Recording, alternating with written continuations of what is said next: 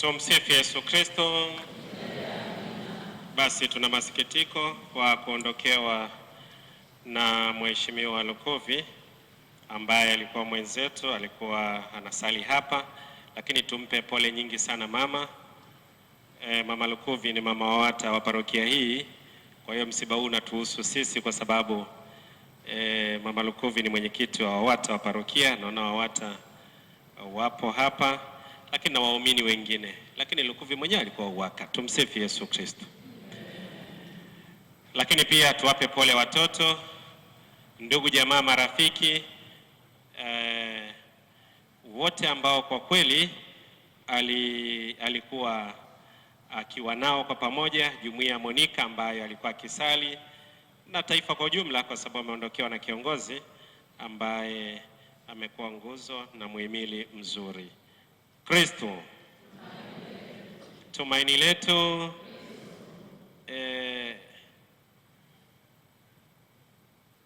Walikuwa nasemaje ile tulipofanya msiba wa hivi karibuni, wakasema Israeli sasa hivi sio anafanyaje, naona amebaki sana. Tumsifu Yesu Kristo. Amebaki sana. Tulisema pia ataenda parokia zingine, naona amebaki kwetu hivi. Lakini basi hoja ya msingi sio hiyo. Hoja ya msingi ni kwamba ni kukesha, kwa sababu wakati wowote Mungu anakuita, na kama ndio Mungu anakuita wakati wowote, hatukutarajia kabisa kwamba mheshimiwa hapa kadiri ya tukusikia ugonjwa wake, hatukusikia nini na nini, lakini haraka haraka tumesikia Mungu amemwita. Na ndio maana sasa somo la kwanza tukaanzia kutafakari kuhusiana na kitabu cha Ufunuo, Yohane alivyoonyeshwa. Yohane alionyeshwa kiti cha enzi kikubwa, kiti cha enzi kikubwa cha Mungu, alafu ni cheupe, kwa sababu Mungu mwenyewe ni mwangavu, ni mzuri, ni mweupe, na yeye aketie juu yake alikuwa anaendana na kiti chake. Alafu akaonyesha,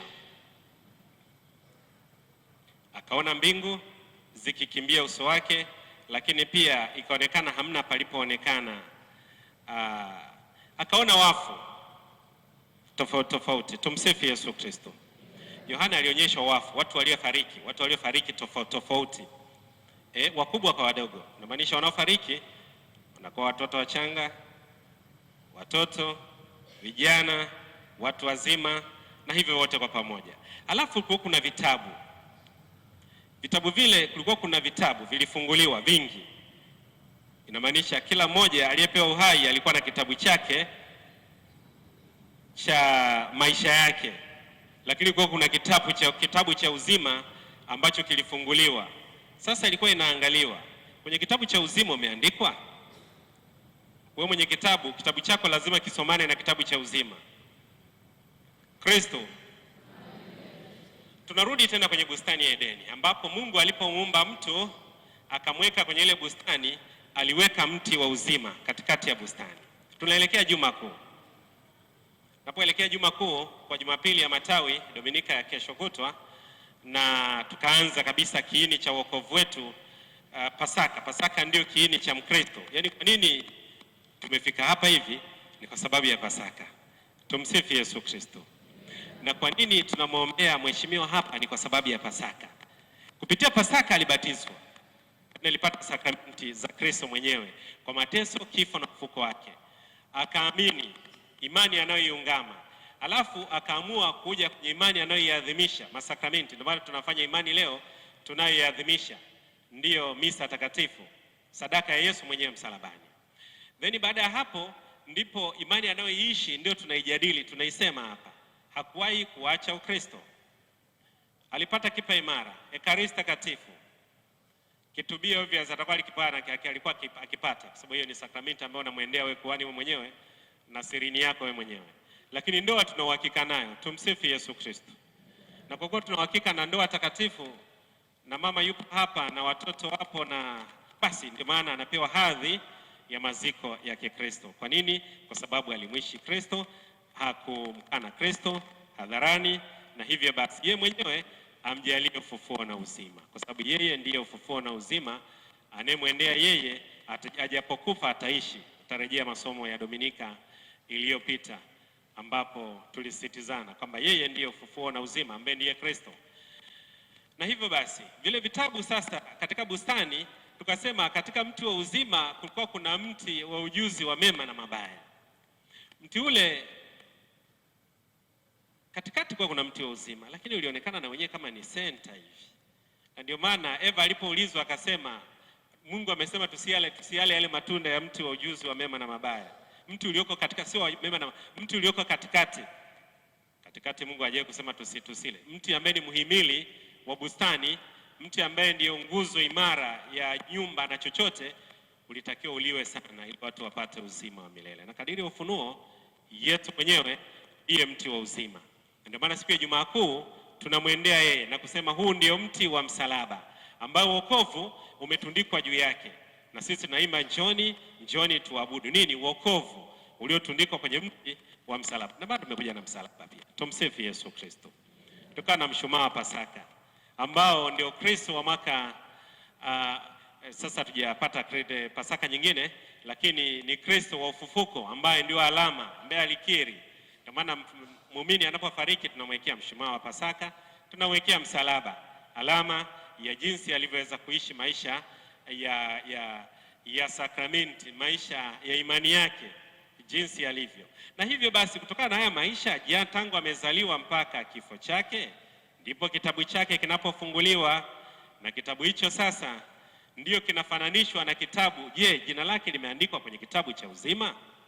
Ulipobatizwa kiliandikwa. Maana ulipobatizwa ulipata faida kuu 5. Kwanza, uliondolewa dhambi ya asili, na hiyo ndio kufanana na shetani. Dhambi ya asili ni ile tuliyoirithi, kwa sababu wazazi wetu wa kwanza walikula haya matunda ya mti wa ujuzi na mema na mabaya, tukafukuzwa kwenye bustani. Na lazima sasa kwa juhudi tutafute mti wa uzima tena, ambaye ndio Kristo. Then tunapewa neema ya utakaso, vazi la Mungu, sura na mfano wake Mwenyezi Mungu, ambaye ndio wa msingi kabisa. Kwa ubatizo na sakramenti zinakuletea neema ya utakaso. Na neema ni nini? Vipaji tunaopewa na Mwenyezi Mungu ili sisi tufanane naye, tuwe vizuri naye.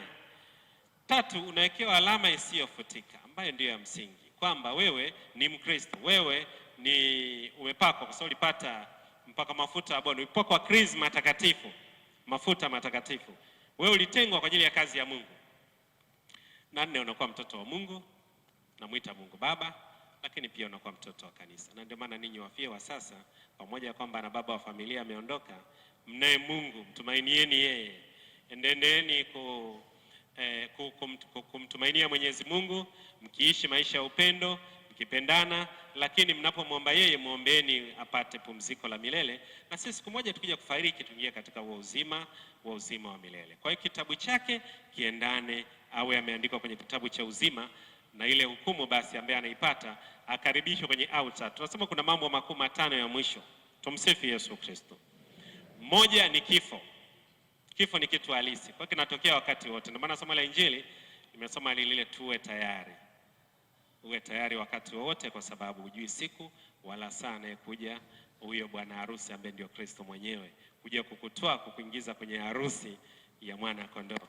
Hiyo harusi ya mwana kondoo, bwana harusi ndiye Kristo mwenyewe, bibi harusi ndio wewe ambaye au mimi ambaye siku ya ubatizo tulipewa mavazi meupe yale yanayofanana na Kristo mwenyewe, na hivyo tukamkataa shetani mambo yake yote na fahari zake zote,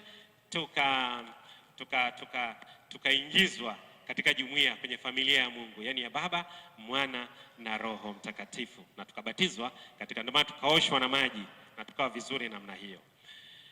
Sasa kuwa tayari ndio hoja ya msingi wakati huu, ambaye nimesema jana tu tulikuwa na nyingine hapa, tukaambiana maneno hayo na leo tena hivyo. Kwa hiyo hatujui sasa nani atakayemkuta mwingine anayefuata, lakini hoja ya msingi sio kifo bali kufa, bali kuwa tayari. Baada ya kifo kuna hukumu. Hukumu sasa unaenda, ni jambo la pili, unaenda kwenye au 3. Au ya kwanza ni ile ukiwa mtakatifu, kama tulivyosoma somo la kwanza. Kiti cha enzi cha Mungu kilikuwa cheupe, kiangavu, kizuri, na yeye anayekiakalia yuko mwangavu. Wanaenda huko ni wale weupe wazuri. Kwa hiyo ni hoja ya kwanza.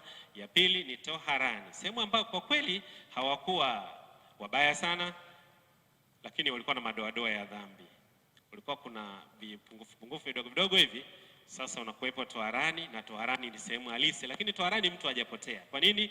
Kwa sababu anasafishwa ili awe mwangavu, awe mzuri, na anasafishwa na moto wa huruma ya Mungu.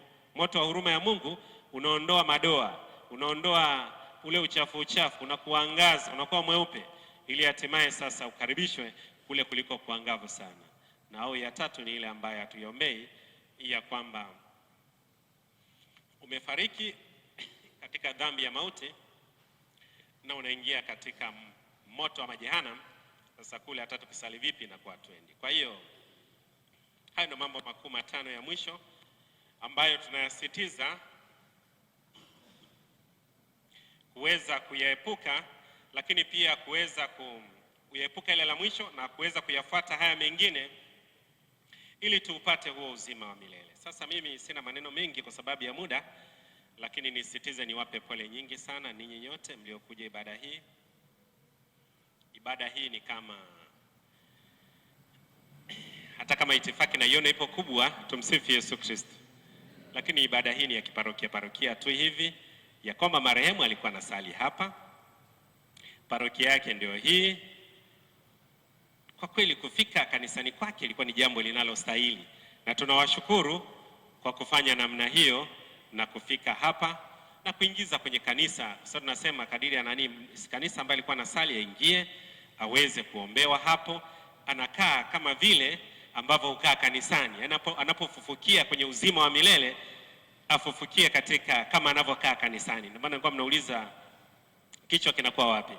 Kadiri ya jinsi tunavyokaa ndivyo ambavyo tunakaa siku tukiwa tumefariki. Kama ni muumini mlei, inamaanisha unakaa kichwa kinakuwa upande wa kule, ili ukifufuka uwe kama ulivyokaa kwenye benchi. Tumsifu Yesu Kristo. Na padri naye kwa jinsi ambavyo ameangalia huku, yeye kichwa chake kitakuja huku, ili na yeye anapofufukia uzima wa milele ionekana kama alivyokaa kanisani. Hiyo ni utaratibu tu wa kibinadamu ambaye liturujia inauweka. Lakini niwape pole nyingi sana mama, watoto, ndugu, jamaa, marafiki, ninyi viongozi ambao wameondokewa na mtendaji katika kazi huko, na wote kwa ujumla. Kadiri ya itifaki, basi Mwenyezi Mungu awajalie moyo mkuu, mdumu katika njia njema, muendelee na maongozi yake na mpate neema na baraka. Tumsifu Yesu Kristo.